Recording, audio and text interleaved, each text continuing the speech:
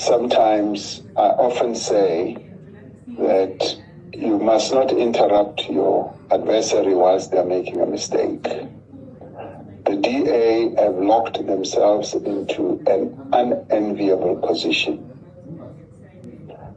And they can now see that they put themselves into a cul-de-sac. It is a most unpleasant position that they've locked themselves into. This evening, John Steenhuisen made contact with me and said, "Where do we go now?" And I said, "John, the ball is entirely in your court." And he asked, "Does the ANC say we should leave the GNU?" I said, "The ball is in your court. You have put yourself in this position. So you need to work your way out. You took a decision in the committee. That was the choice you made. And he tried to argue that the position that was adopted is no different from the position that they had put up in either cabinet or outside." And I said, the reason why the ANC, through our chief whip, embarked on a process of consulting all parties, as we did when we formed the GNU, was to show leadership. We are the ones, whether you like it or not, who are leading this GNU.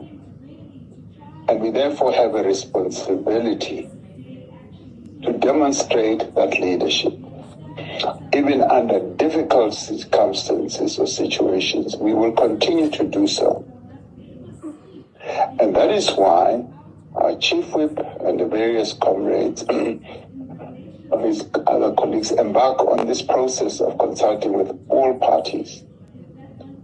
And I said to him, you as a party, of course, of the GNU, you were singular in saying you will oppose this budget, and you added insult upon insult towards the ANC.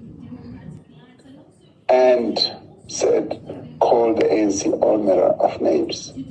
And I said, what seems to please you is that you want to be in government and you also want to be the opposition in government. And I said, you can't have your cake and eat it.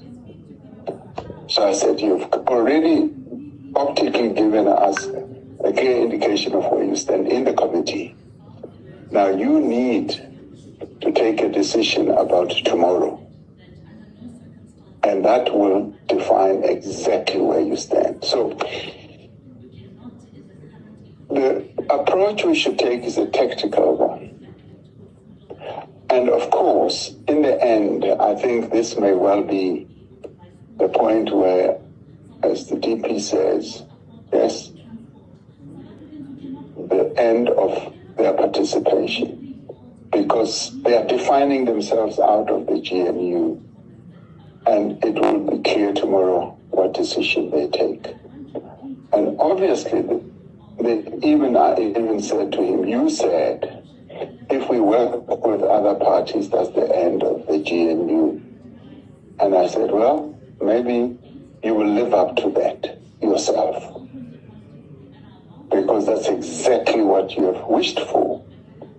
You have, and I said, the Action SA and the other parties took a much more cooperative and practical type of disposition. And you came with a document. And of course, so you all know, and we'll cover this on Thursday, there have been discussions that have been going on the various other issues that they have raised, which are now going to fall flat. So I was just saying, that is the general approach. But in the end, they have put themselves in a difficult position, and therefore tomorrow it's their choice. And that choice is going to have consequences. And I think rather than us now, and that's what I was trying to call you about, DP,